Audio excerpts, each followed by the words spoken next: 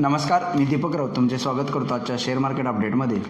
आज market positive opening झालं, पण त्यानंतरनं आपली जी काल रेजिस्टन्स लेवल आपण बोललेलो 24,850 तो क्रॉस होऊ शकला नाही एंटायर दिवसभर. एव्हन 24,800च्याही खाली निफ्टी नाही फार जाऊ शकला आणि 24,800 आणि 850 या 50 पॉईंटच्या रेंजमध्ये कालच्यासारखंच एक स्टॅग्नंट ट्रेडिंग सेशन बघायला मिळालं. एकदम इनसाईड कॅन्डल टाईप मूव आणि एकदम कंटाळवाणं आणि बोरिंग ट्रेडिंग सेशन बघायला मिळालं. एव्हन बँक निफ्टीमध्ये सुद्धा 51,000च्या आसपास most of the time bank Nifty trade करत राहिला. क्लोजिंगला थोडंसं बँक निफ्टी खाली आला शेवटच्या अर्ध्या तासामध्ये. बाकी अदरवाईज बँक निफ्टीमध्ये सुद्धा 51,000च्या आसपासच most of the time trading session राहिला आणि एकदम मार्केट फ्लॅट आणि स्टॅग्नंट ट्रेडिंग सेशन नंतर फ्लॅट क्लोजिंग दिलं. कालच्याच क्लोजच्या जवळ 24,820च्या आसपास, बँक निफ्टी 51,930च्या आसपास आणि ओव्हरऑल आपण ज्या काल रेजिस्टन्स सपोर्ट लेवल बोललेलो त्याच्यामध्ये मार्केट इंटॅक्ट राहिलं. नेक्स्ट वीकसाठी बोलायचं झालं तर जोपर्यंत सोमवारी निफ्टी जर 24,850च्या वर गेला, सस्टेनेबल राहिला तर 25,000पर्यंत जाऊ शकतो. अदरवाईज 24,850च्या खाली राहिला आणि एव्हन 24,800 ब्रेक केला तर मे बी एखादा मायनर डीप येऊ शकते 24,700पर्यंत असं दिसतंय टेक्निकली.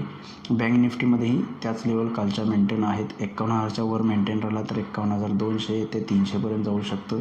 51,000च्या खाली आला तर 50,700 फर्स्ट सपोर्ट, सेकंड 50,500 या रेंजमध्ये बँक निफ्टी ट्रेड करू शकतं. ट्रेडिंग रेंजमध्ये कालच्या नॅचच्या ट्रेडिंग पॉईंटमध्ये कोणत्याही प्रकारचा चेंज झालेला नाही, कारण मार्केट अजून त्याच रेंजमध्ये आणि स्टॅग्नंट आज सेशन झाल्यामुळं. FIDIचा डेटा आजचा अजून अवेलेबल नाही, पण काल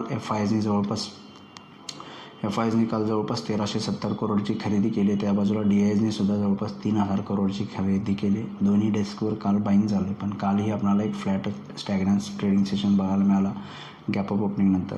आजही similar kind of trading session त्याच रेंजमध्ये बघायला मिळाला. त्यामुळं नेक्स्ट वीकमध्ये मला वाटतं आयदर निफ्टी 24,850च्या वर जाईल, अदरवाईज थोडं मायनर एखादी डीप येऊ शकते.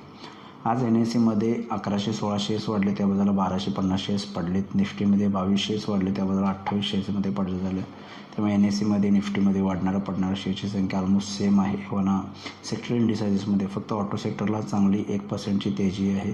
त्या बाजूला IT मध्ये 1%चा विकनेस आहे आणि त्या पाठोपाठ मेटल आणि ऑइल अँड गॅस सेक्टरला थोडासा विकनेस बघायला मिळाला. बाकी अदर सेक्टर्स सेन्सेक्स निफ्टीसारखीच एक फ्लॅट ट्रेडिंग सेशन, सेवाना बँकिंग सेक्टरसारखा फ्लॅट ट्रेडिंग सेशन बघायला मिळतो आहे. ग्लोबल मार्केटमध्ये युरोपियन मार्केट्स 0.5% पॉझिटिव्ह आहेत.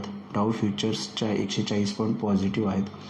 आज US जॅक्सन होल मीटिंगचं कन्क्ल्युजन होईल, त्यामुळं क्लोजिंगमध्ये रिमार्क जॅक्सन होलच्या मीटिंगला क्लोजिंग रिमार्क फेडरल रिझर्व्ह चेअरमनचे जेरोम पॉवेलचे काय येतात त्याकडं मार्केटचं लक्ष आहे. US मार्केटचं एव्हाना ग्लोबल मार्केटचं. त्यामुळे त्या मीटिंगनंतरनं ग्लोबली मार्केट्समध्ये कशा पद्धतीने मुवमेंट राहील, एव्हाना सोमवारी सुद्धा एशियन मार्केट्समध्ये ज्या पद्धतीने मुवमेंट राहील त्या पद्धतीने आपलं मार्केट ओपन होईल. म्हणजे जर ग्लोबल मार्केट सोमवारी चांगले पॉझिटिव्ह असतील, US चांगलं पॉझिटिव्ह क्लोज होईल तर निश्चित आपण पॉझिटिव्ह स्टार्ट घेऊन मे बी 25,000कडे वाटचाल करू शकतो.